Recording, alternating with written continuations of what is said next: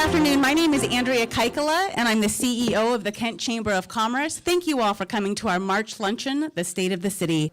At this time, I would like to introduce Sienna Luna to sing the national anthem. She is a KM sophomore. Please rise in honor of our country.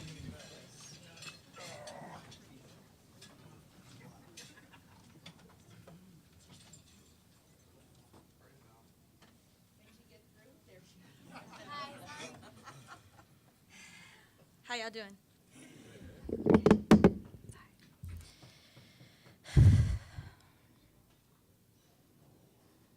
Oh, say, can you see by the dawn's early light what so proudly we held at the twilight's last gleaming, whose broad stripes embraced us through the perilous fight, o'er the ramparts we watched were so gallantly streaming, and the rocket's red glare, the bombs bursting in air, gave proof to the night that our flag was still there. Oh, say does that star-spangled banner wave o'er the land of the free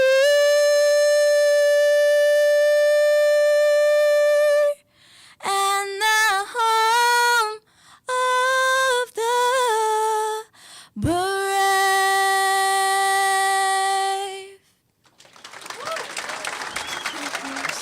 Once again, let's show our appreciation for Sienna Luna in doing the national anthem.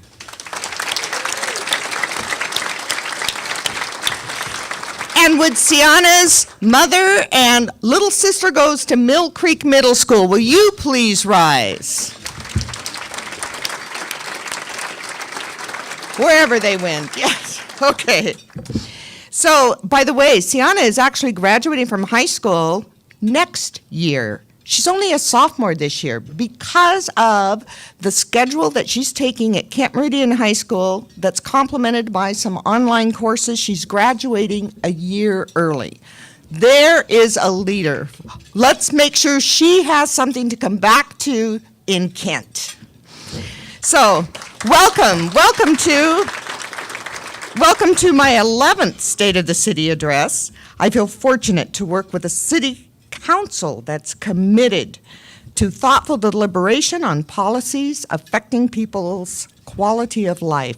Please recognize Council President Bill Boyce, Councilmember Dana Ralph, Councilmember Jim Barrios, and Councilmember Brenda Fincher.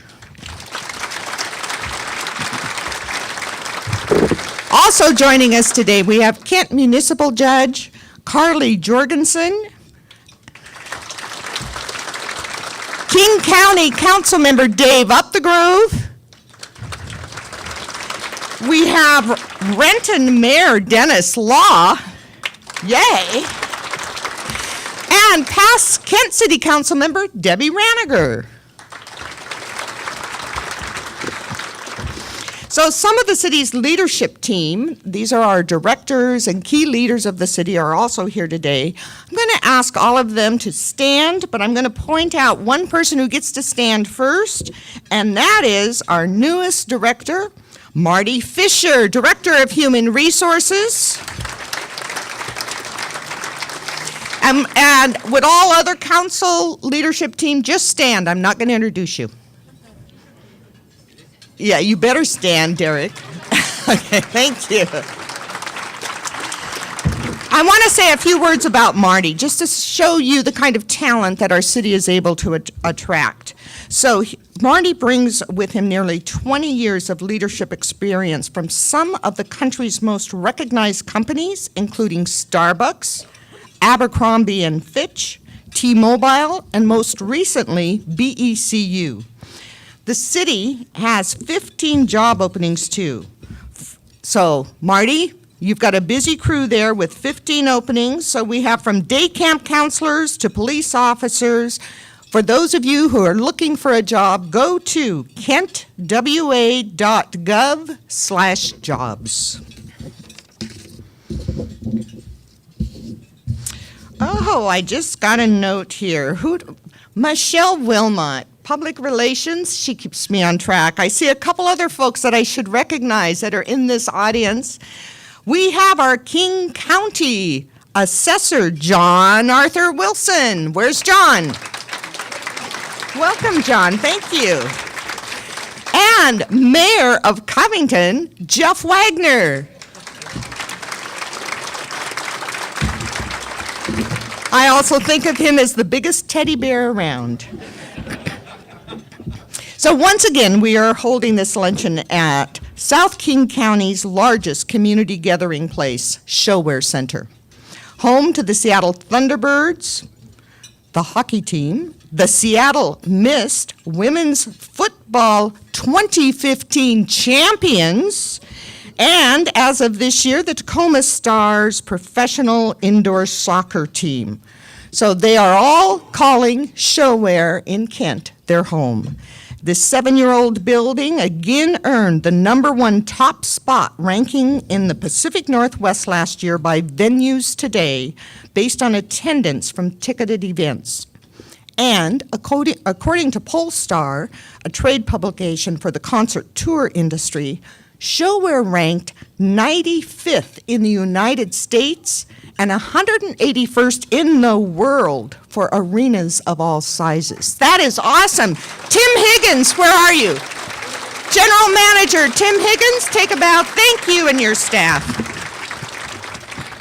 So, and on another note that is so dear to our hearts, with last year's 220 plus events that generated nearly almost 300,000 tickets and over 414,000 guests coming here, it resulted in, including the admissions tax charged, a profit of $120,519. Showware, you're making it. Thank you.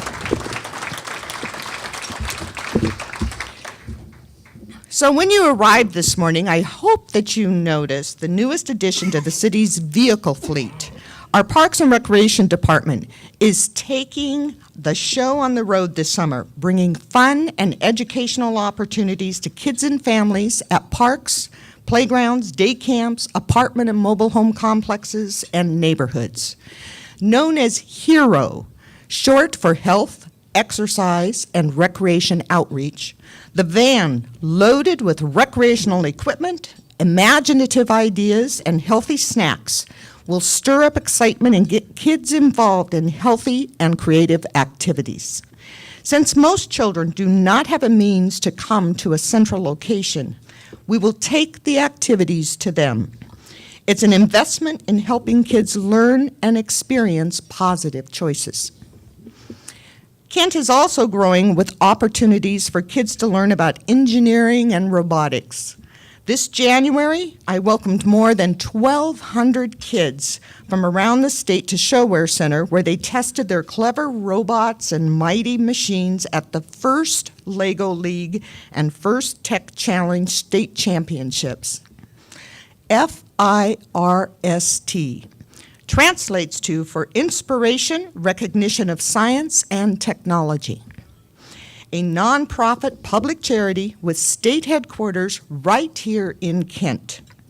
FIRST designs programs to motivate young people to pursue career opportunities in science, technology, engineering, and math.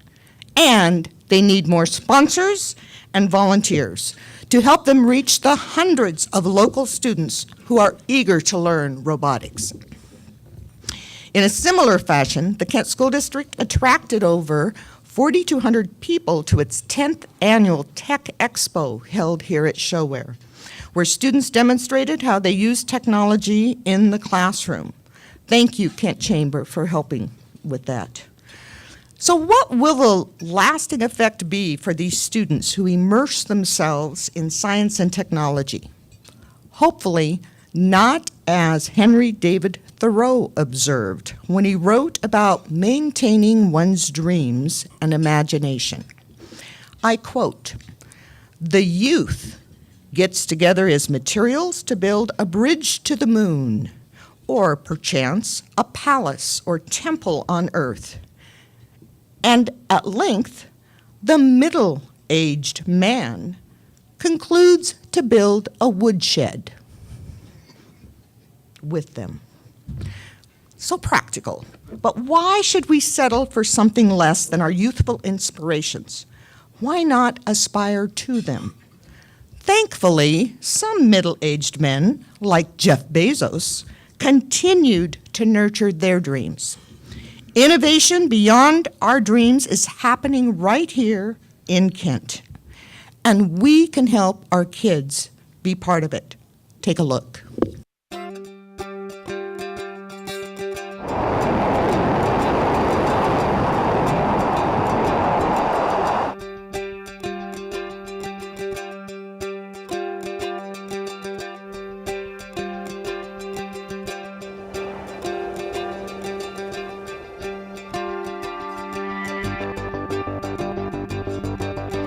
Five, four, three, command start, 2, 1, 0. And liftoff. New Shepard has cleared the tower.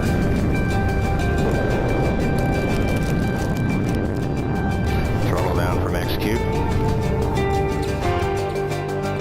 Separation. Apogee, 333,000 feet.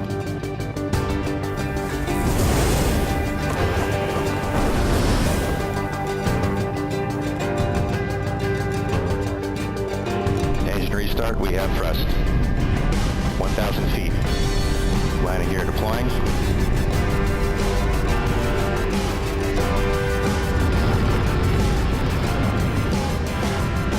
And touchdown.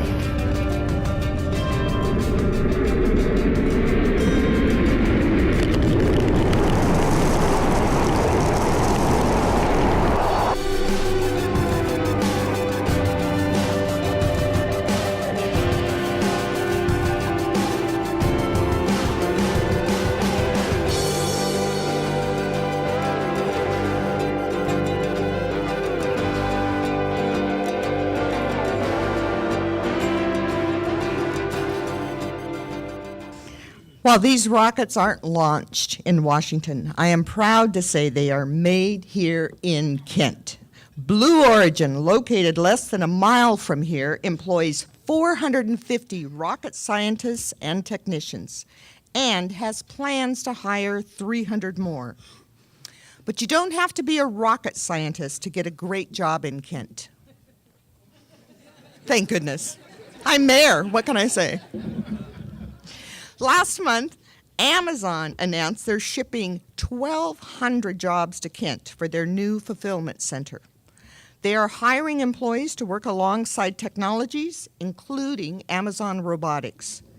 With 12 miles of conveyor belts in 2.2 million square feet of floor space. Do you realize that's more than 47 football fields?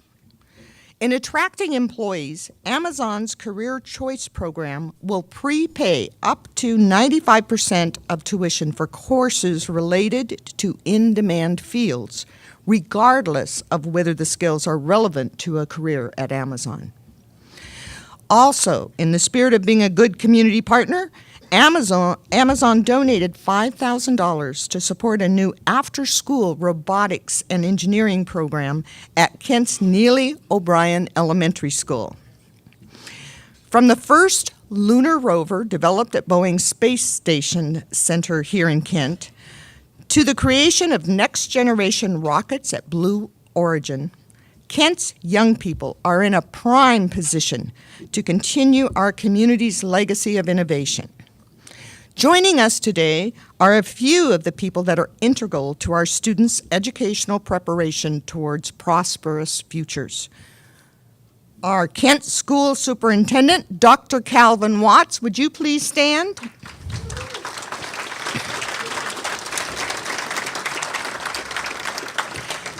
I saw Dr. Wade Behringer, Camp Meridian High School principal.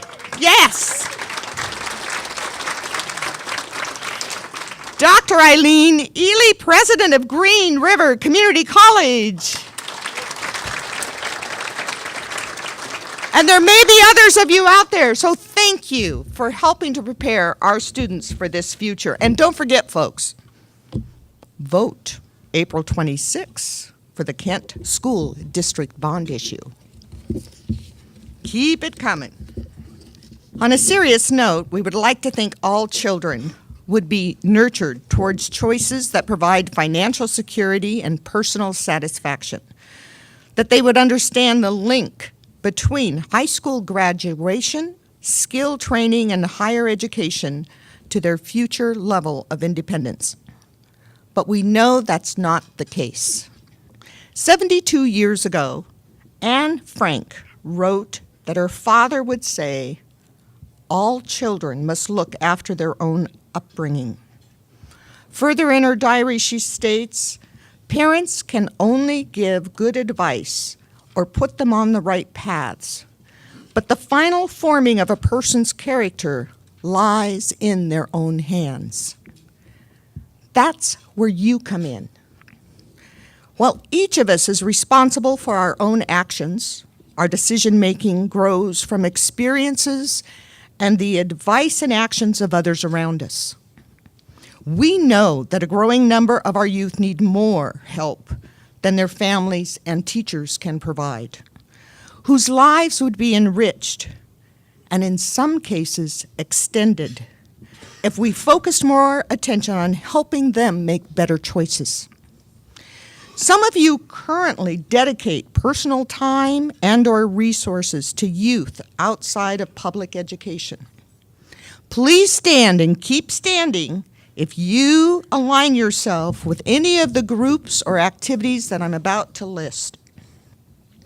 If you contribute time or money to Kent Youth and Family Services, Glover Empowerment Group, Community Network Council, Central Rendu, Mother Africa, Community and Schools of Kent or other youth mentoring programs, the YMCA or YWCA, religious youth groups, Scouts, Campfire, and other youth organizations, Kent Little League, Youth Soccer, the Kent Community Center, and other sports and recreation programs, Empower, Rainier Youth Choir or other youth music groups, Somali Youth and Family Club, Kent Community Foundation, and any other group where you are helping to shape the world and future of our youth. You standing are doing something, but we must do more and engage others to get off the sidelines and join us.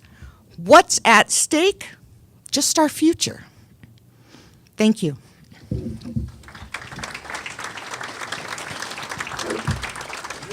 As Robert F. Kennedy wrote in his foreword to Profiles in Courage, in this world of ours, none of us can afford to be lookers on, the critics standing on the sidelines.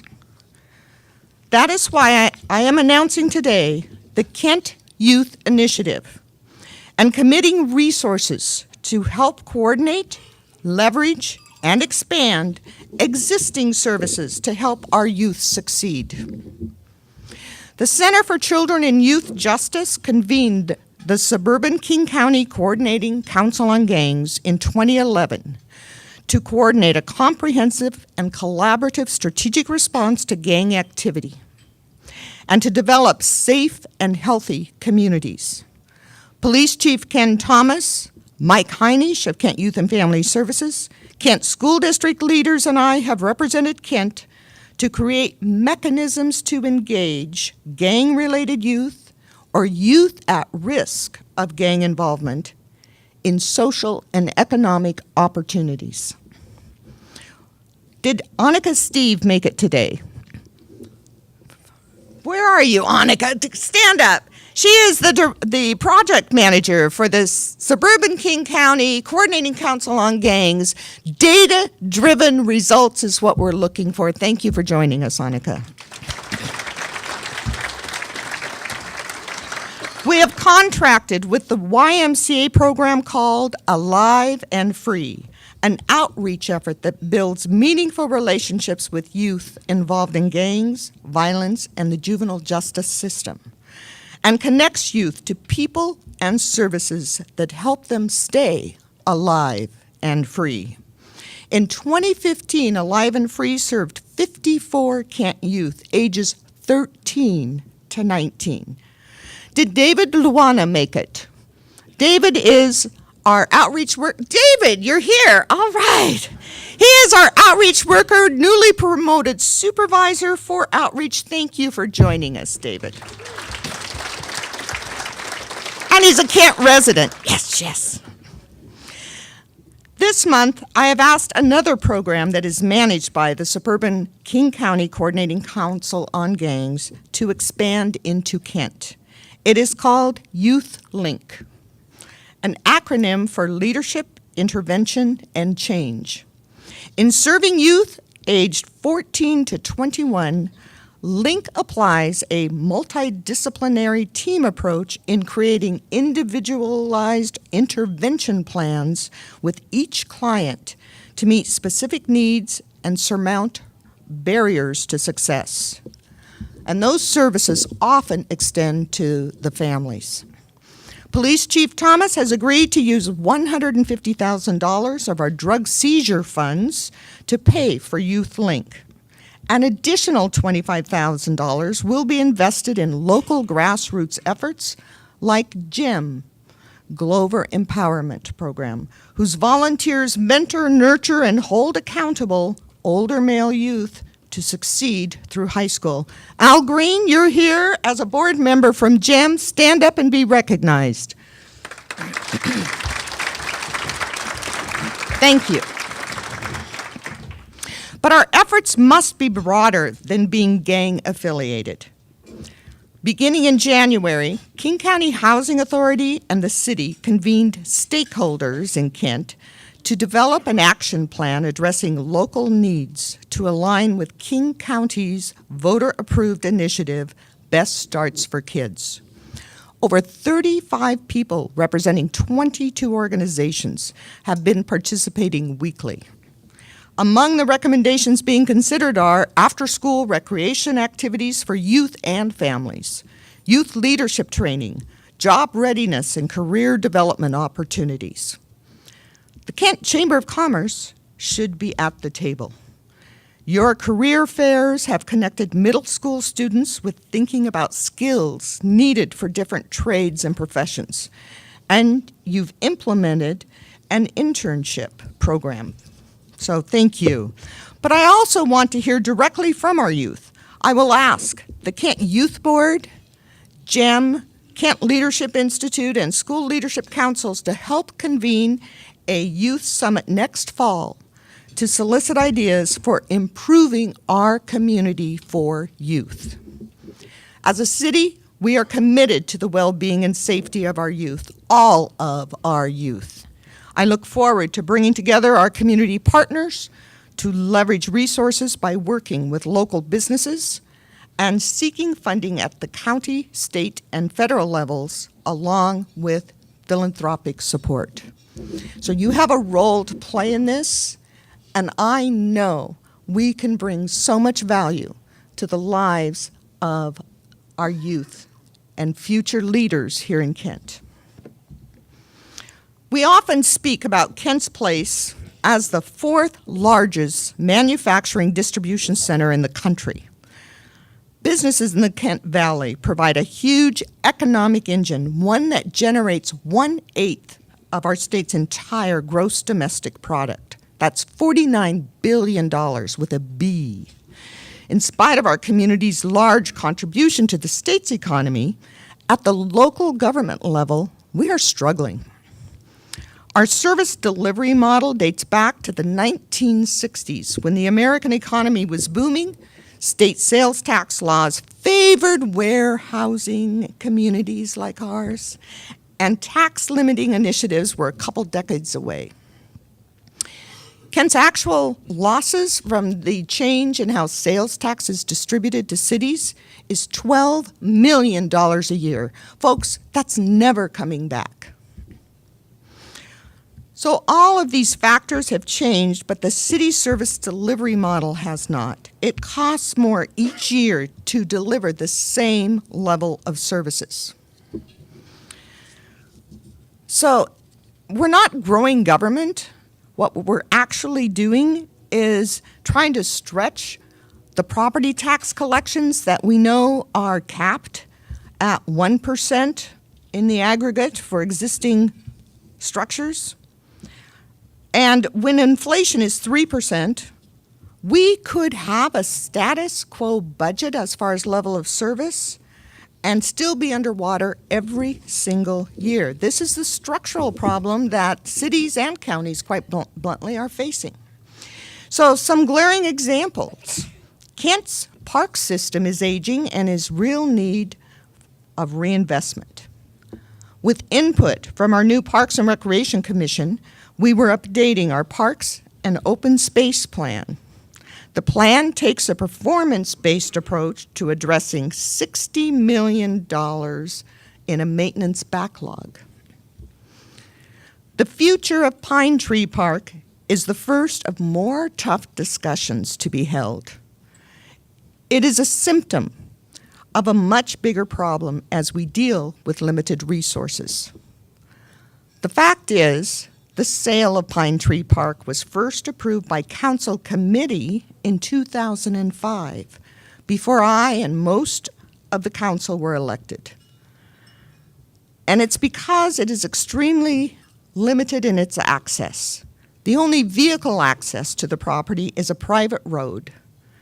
The 277th Corridor and Pine Tree Elementary create further barriers. But it isn't just parks that have a backlog. So we have similar challenges with our sewer and water systems. We have maintenance needs of about $11 million per year, but the payments that we all make on our utility bills only cover $4 million. The city maintains approximately 320 miles of roadway in Kent with an annual maintenance need of approximately $12 million. Yet, $5 million remains unfunded. There is a $250 million backlog in work to replace, upgrade, and maintain our aging roadways. After all, Kent's 125 years old. It happens. But if you want all the details, you can go online because we have them there for you to review and give your opinion. That is kentwa.gov/street maintenance.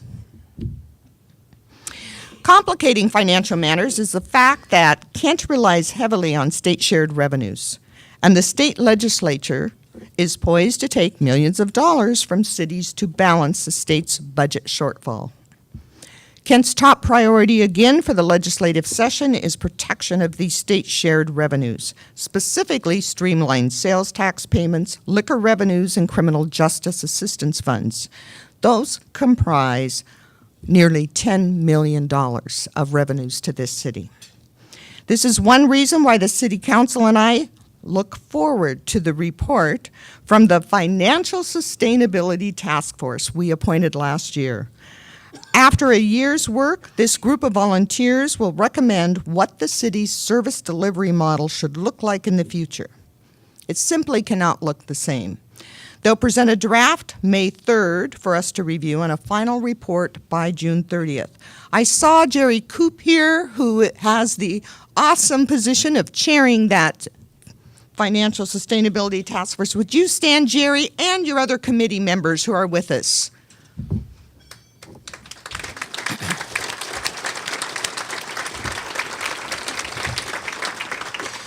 I also want to thank our legislative delegation because they have been really good at making sure we retain what state shared revenues that we do receive. We're just always very concerned as they deal with their own issues there.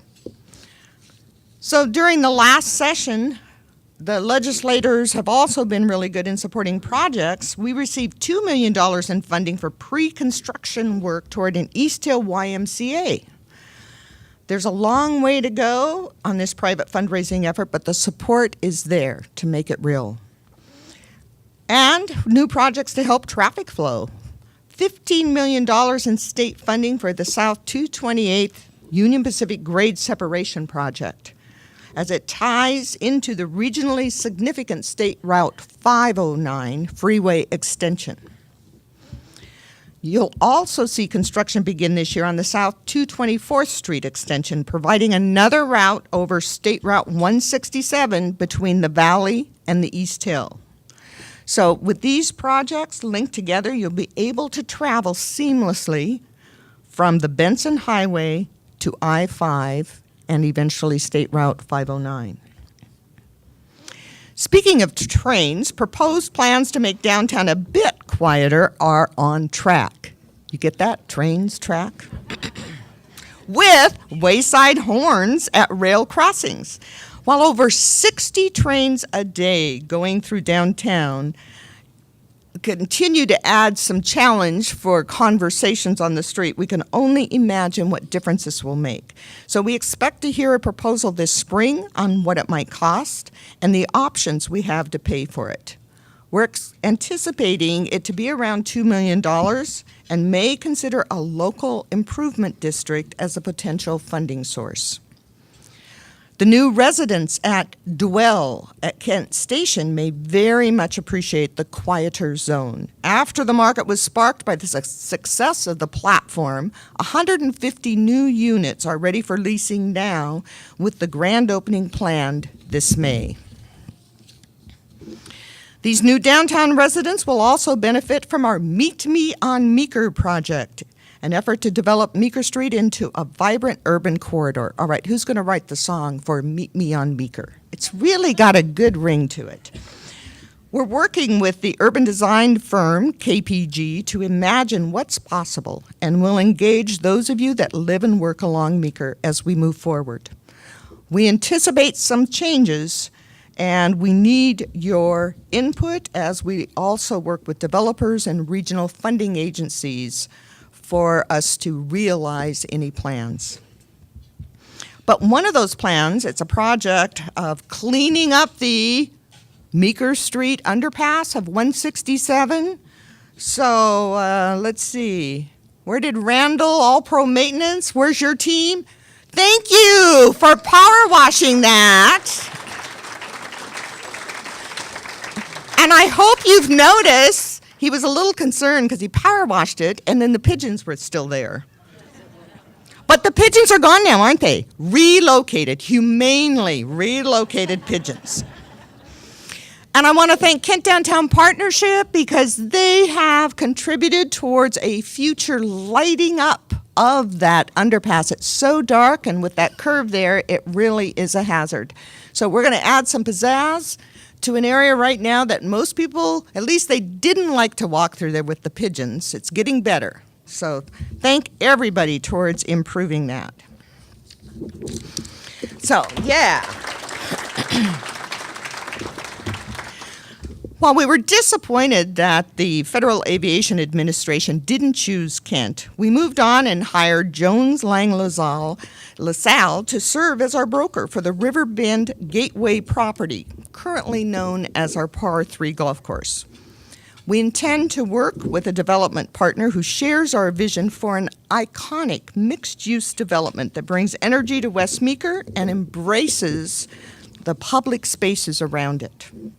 5 prominent development teams have formally expressed interest in purchasing the property. An advisory team of residents, council members, and staff will shortlist that group up to 2 or 3 with a purchase secured by June. So we're moving ahead. While our minds are on Riverbend, we're excited about the opening of the Scotch and Vine. Do you have to say that with an accent? The Scotch and Vine, the new restaurant at our Riverbend Golf Complex. It plans to open on May 1, and yes. And last week, council members approved a renewable 5-year lease with them. So owners Jill and David Pritchard, and I don't think, they're not here today, are they? Jill and David? You can thank them then when you come to visit their restaurant. They're going to continue actually operating their successful restaurant in Des Moines and then change it up here for the Kent site to serve the golfers and the rest of us. So they're going to add 30 to 40 employees. Another interesting eatery is coming to Kent, and it's a manufacturing business as well as has an eatery side to it, and that is Macrina Bakery. How many of you know Macrina Bakery?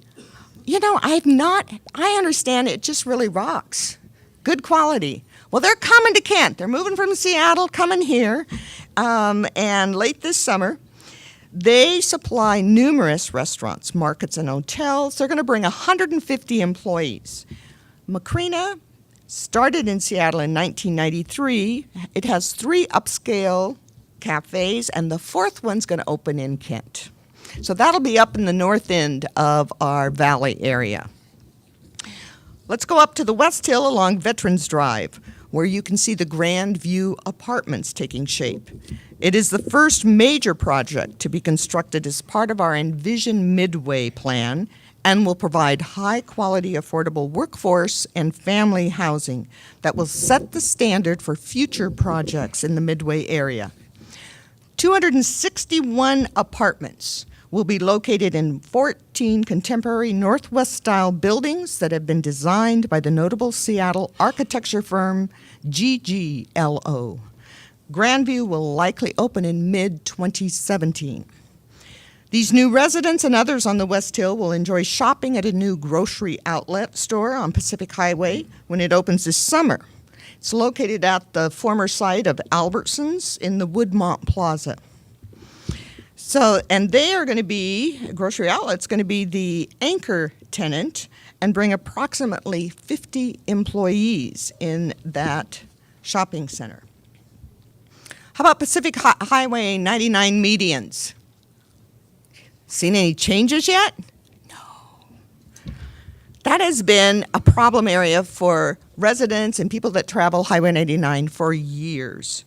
So by later this year, you're finally going to see some bright greeneries. We're going to clean up our act up there. So while you're on West Hill, think about what you're going to be doing in 2023.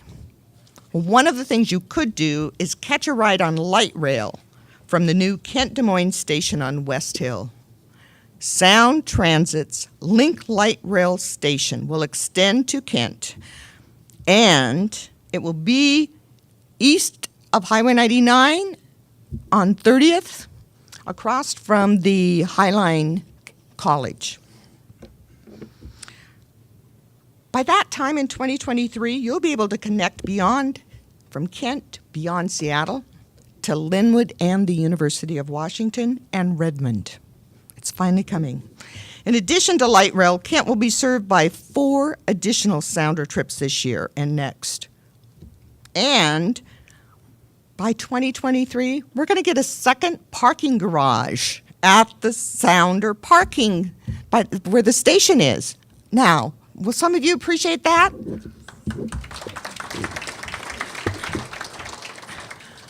Councilmember Dave Upthrow, thank you.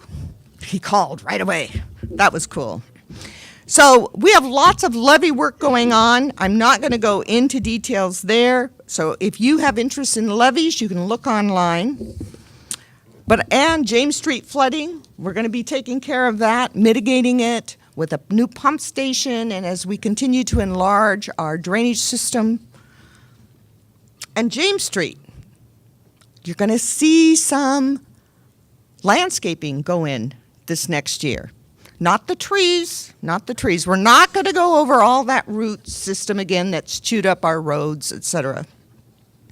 But some of the neighborhoods, we are talking about a program to work with the private owners along James Street to help us provide some additional shading. And our Central Avenue projects that we are completing, that's going to be later on this year. We'll have some of it. Yes, thank you, Tim Laporte. But with water and sewer, I mean, we really are going deep on this to clean things up. And then on East Hill, You know the marketplace at Lake Meridian Retail Center is rocking because you've had a lot of ribbon cuttings up there. The Kent International Plaza, if you haven't discovered that one yet, that is Sam Verk's other dream. He's got Sam's Bar and Grill on the Benson. Now he moved south on the Benson near Target, and he's redone what used to be called the Kent Event Center, and it's now the Kent International Festival. Festival, that's coming too. Kent International Plaza, so make sure you look at that. Public safety, don't forget, there still will be fireworks this year, but thank you, Council, for finally banning fireworks. That becomes effective in 2017. It takes a year of the law in place before we can actually implement it. And intelligence-led policing is working in Kent. Our overall crime rate since I took office in 2006 has been reduced by 66%. We have the data.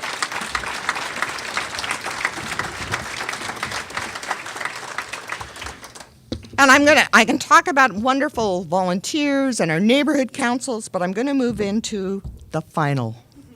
Thank you, Andrea.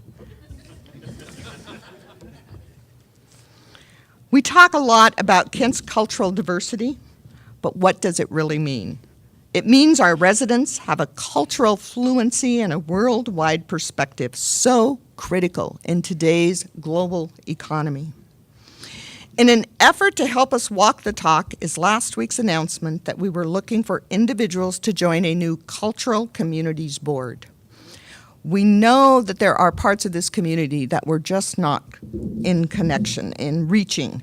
So we want to be more inclusive. We want to engage people. We've begun some conversations in the community with specialized groups, special cultures. We've had one with the Iraqi community. Last night we had an overflowing crowd of people from Somalia meeting with us. So we are extending ourselves outward to help bring people inward. If you know anyone that may be interested in this board, the application process is open now, and you can get the details on our website, kentwa.gov/CCB. Cultural Communities Board is what that stands for. So folks, this is your city, Kent, Washington, truly bringing the world home. Thank you.